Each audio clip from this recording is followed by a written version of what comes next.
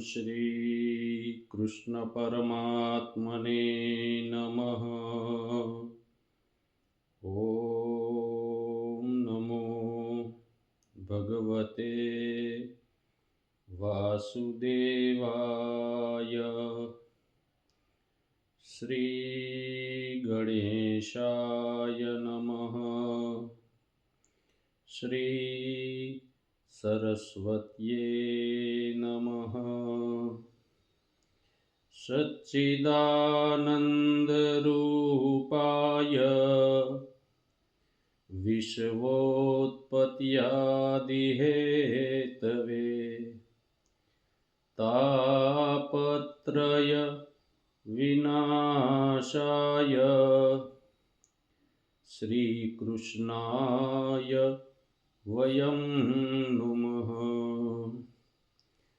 नमोऽस्तु ते व्यासविशालबुद्धे फुल्लारविन्दा यतपत्रनेत्रम् येन त्वया भारततेलपूर्णा प्रज्वालितो ज्ञानमयप्रदीपम्। वक्रतुण्डमहाकाय सूर्यकोटिसमप्रभ निर्विघ्नं कुरु मे देव सर्वकार्येषु सर्वदा। बोलिए श्री द्वारिकाधीश की जय। श्री गोवर्धन नाथ की जय। नमः पार्वती पते हर हर महादेव हर। आज के मंगलकारी प्रवचन में आप सबका भाव से हार्दिक स्वागत एवं आप सबको मेरा जय श्री कृष्ण। आज का जो मंगलमय प्रवचन का विषय है वो हमारे सनातन धर्म में जो प्रमुख त्योहार आते हैं वह त्योहार के ऊपर आज थोड़ा हम प्रवचन करेंगे, जानकारी लेंगे। वैसे जनवरी से दिसंबर 12 महीने और कार्तिक मार्गशीर पौष माह फाल्गुन चैत्र वैशाख जेठ आषाढ़ श्रावण भाद्रपद और अश्विन ऐसे हमारे 12 महीने गुजराती विक्रम संवत। इसमें 12 महीने में सभी महीने में त्योहार आता है। वैसे कार्तिक महीने में देखिए तो कार्तिक महीने में लाभ पंचमी आती है, देवउठी एकादशी आती है। दूसरा महीना मार्गशीर्ष महीना, तो मार्गशीर्ष महीना तो पूरा भगवान विष्णु का स्वरूप है। गीता जी में भगवान विष्णु ने, कृष्ण ने अर्जुन को जब विभूति गिनाई तब भगवान अपने श्री मुख से बोले हैं कि अर्जुन मासानाम मार्गशीर्षोहम, महीना में मैं खुद मार्गशीर महीना हूँ। तीसरा है पौष मास, तो पौष मास में पौषी पूनम और उत्तरायण आती है। माघ मास में शिवरात्रि आती है। फाल्गुन मास में होली और धुलेटी। चैत्र मास में हमारे भगवान मर्यादा पुरुषोत्तम भगवान राम ने जो जन्म लिया अवध में, रामनवमी का उत्सव हम मनाते हैं।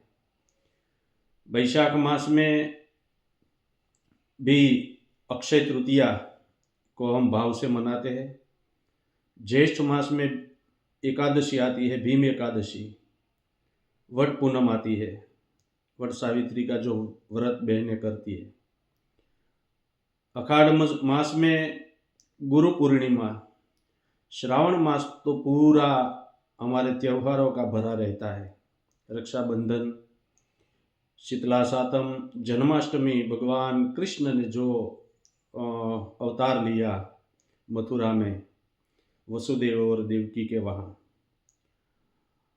श्रावण मास पूरा भगवान शिव का, इसमें रक्षाबंधन आती है, जन्माष्टमी आती है, और फिर भाद्रपद महीने में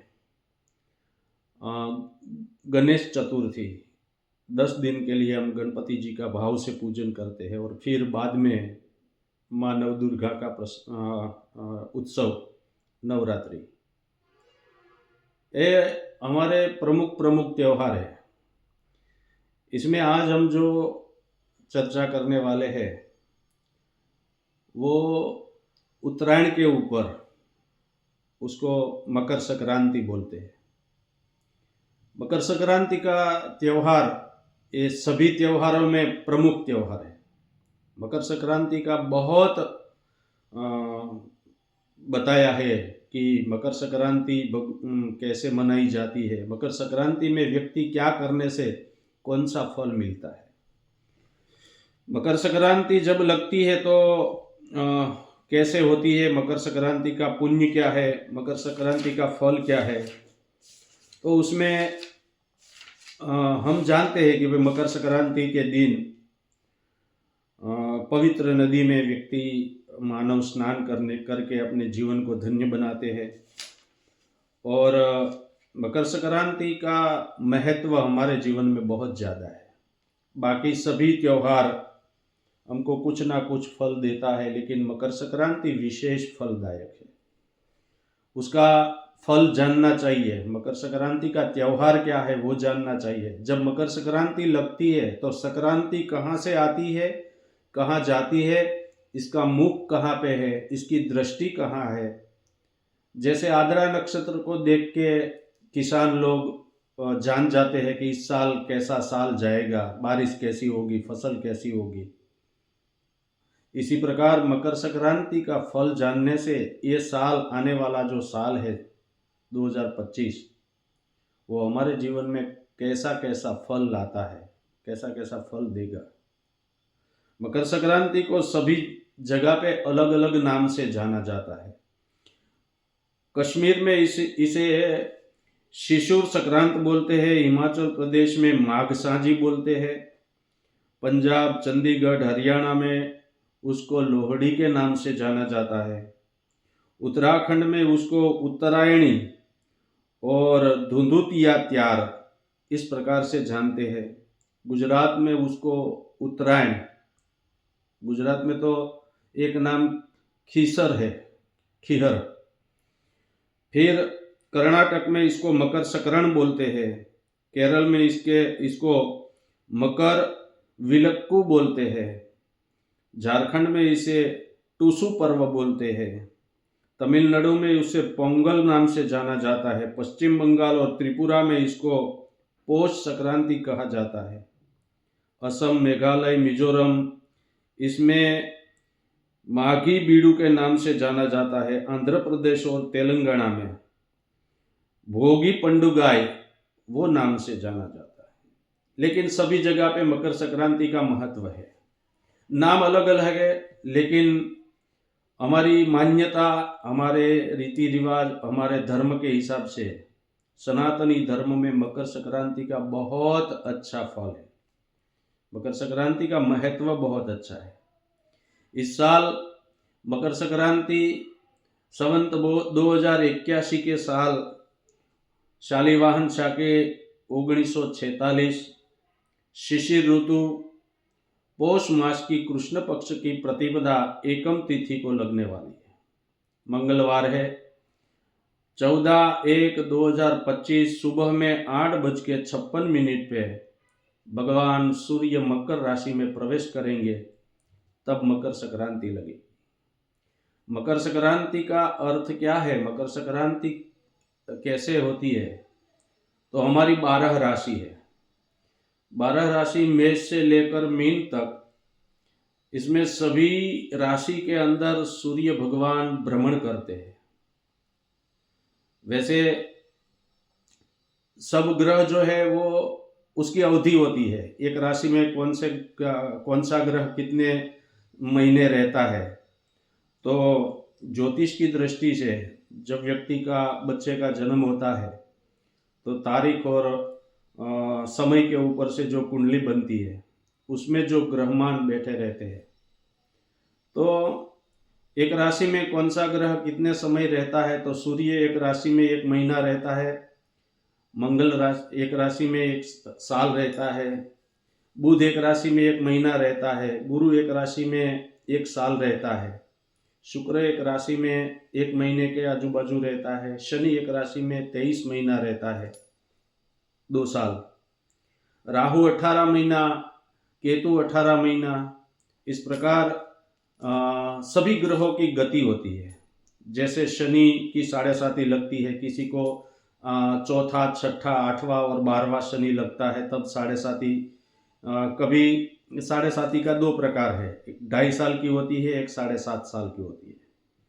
और पनौती भी 4 तबक्के से आती है। पहला तबक्का जो होता है लोहे का होता है, दूसरा चांदी का होता है, तीसरा तांबे का होता है और चौथा सोने का होता है।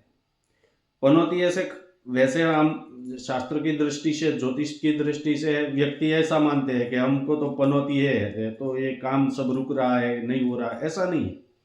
पनौती में रुका हुआ काम भी हो सकता है, लेकिन इसका तबक्का क्या चल रहा है, तो ज्योतिष के ऊपर हम फिर बाद में चर्चा करेंगे। लेकिन सूर्य की गति जो है, वो सूर्य जब एक राशि से दूसरी राशि के अंदर प्रवेश करता है, सूर्यदेव को राशि परिवर्तन के समय एक राशि से दूसरी राशि में जाने से 1 महीना लगता है, लेकिन ऋतुओं के हिसाब से, और हमारे वहाँ 6 ऋतु है और 12 महीना है। वैसे तो हम 3 ऋतु से जानते हैं, सर्दी, गर्मी और बारिश। वैसे इसी प्रकार 12 महीने में 6 ऋतु आती है। कार्तिक और मागशिर महीना जो होता है उसकी हेमंत ऋतु लगती है। पौष और मास महीना होता है, उसकी शिशिर ऋतु लगती है। फाल्गुन और चैत्र मास रहता है, इसकी वसंत ऋतु रहती है। ज्येष्ठ, वैशाख और ज्येष्ठ इसकी ग्रीष्म ऋतु रहती है। अखाड़ और श्रावण उसकी वर्षा ऋतु रहती है, और भाद्रपद और आसो उसकी शरद ऋतु रहती है। 6 ऋतु है, 12 महीना है। लेकिन सूर्य भगवान की हर महीने संक्रांति होती है, लेकिन 2 अयन है, एक दक्षिणायन है और एक उत्तरायण है। उत्तरायण और दक्षिणायन में सूर्य भगवान 6 महीने तक 6 राशि में रहते हैं, उसको दक्षिणायन बोलते हैं। और 6 महीने एक राशि से दूसरी राशि तक में जाते हैं, उसको उत्तरायण बोलते हैं। मान लो मकर राशि में जब सूर्य भगवान प्रवेश करेंगे तो मकर, कुंभ, मीन, मेष, वृषभ और मिथुन, वो 6 राशि में जब तक सूर्य रहेंगे तब तक मकर संक्रांति रहेगी। फिर कर्क, सिंह, कन्या, तुला, वृश्चिक और धनु राशि, कर्क से लेकर धनु राशि तक का जब सूर्य रहता है तब दक्षिणायन होता है। और मकर से लेकर मकर को मीन, मेष, वृषभ और मिथुन राशि तक के सूर्य में उत्तरायण लगता है। इस साल उत्तरायण 14 जनवरी 2025 को मंगलवार को है। सुबह में 8:56 पे सूर्य भगवान मकर राशि के अंदर प्रवेश करेंगे। जब मकर राशि का प्रवेश होगा तब इसकी स्थिति कैसी है, अवस्था कैसी है, इसका स्वरूप कैसा है, इसका आयुध कैसा है, वो सब हमारे पंचांग के अंदर उसका वर्णन किया गया है। इस साल जो मकर संक्रांति लगती है, इसका वाहन क्या है, तो वाघ, टाइगर वाहन है। इसका उपवाहन अश्व है, घोड़ा। इसका वस्त्र पीत है, पीले वस्त्र में वो आ रहे हैं। इसने तिलक किया है केसर का। इसकी जाति है सर्प की। पुष्प है जाई नाम के पुष्प से वो शोभायमान देती है। इसकी अवस्था वय जो है वो कुमारी वय की है। इसका भक्ष्य आहार क्या है, तो दूधपाक वो भक्ष्य करती है। आभूषण जो पहना है, मोतियों की माला, मोती धारण किया है। पात्र इसका चांदी का है। कंचुकी इसकी पर्ण की है। स्थिति इसकी बैठी हुई स्थिति में है। आयुध में हाथ में गदा है। और मकर राशि का फल जो है, मकर संक्रांति का फल जो है वो बिल्कुल कनिष्ठ तो नहीं है, लेकिन उत्तम भी नहीं है, मध्यम फल से मकर राशि का प्रवेश हो रहा है। इसका आगमन पूर्व दिशा से आ रहे हैं, पश्चिम दिशा की ओर गति है इसकी। दक्षिण दिशा के तरफ इसका मुंह है। वायव्य दिशा में इसकी दृष्टि है। महोदरी इसका नाम है और नक्षत्र नाम जो है वो भी महोदरी है। इस समय मकर राशि के अंदर सूर्य भगवान जब प्रवेश करेंगे तब क्या करना चाहिए? सुबह में उठ के नित्य कर्म से हम फ्री होके, आजू बाजू में कोई पवित्र नदी आई हो तो नदी के अंदर जाके स्नान करना चाहिए। पूर्ण पवित्र भाव से अपने इष्ट देव को या तो अपने गुरु को प्रणाम करके, फिर पवित्र तीर्थ के अंदर स्नान करके अपने जीवन को धन्य बना के सभी प्रकार के पाप में से मुक्त होकर बाहर निकलते हैं, तब हमारे इष्ट देव की पूजा करनी चाहिए। आप चाहे जो भी धर्म में हो वो इष्ट देव की पूजा करे, अपने गुरु के पास जाए, गुरु के चरण की वंदना करके इसका आशीर्वाद ले, ब्राह्मण को दान दे, क्योंकि ये पृथ्वी के अंदर ब्राह्मण को दान देने का फल बहुत अधिक बताया है।